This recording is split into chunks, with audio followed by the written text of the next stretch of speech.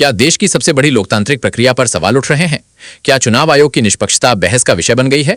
और क्या ईवीएम पर फिर से उठे सवाल देश की राजनीति में नया तूफान ला सकते हैं?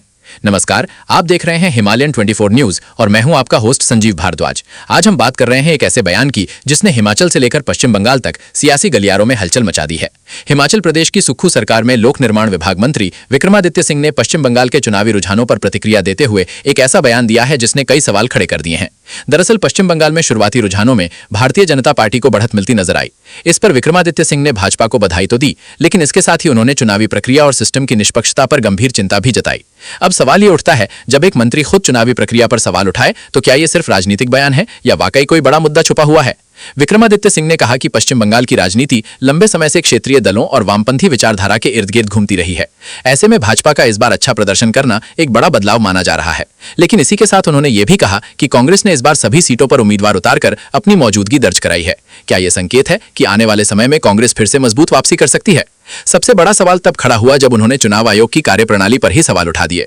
उन्होंने कहा कि चुनाव आयोग जैसी संवैधानिक संस्था को पूरी तरह स्वतंत्र और निष्पक्ष होना चाहिए, लेकिन मौजूदा हालात में ऐसा लगता है कि उस पर दबाव है।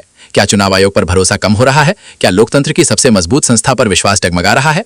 इतना ही नहीं, विक्रमादित्य सिंह ने ईवीएम यानी इलेक्ट्रॉनिक वोटिंग मशीन को लेकर भी शंकाएं जताईं।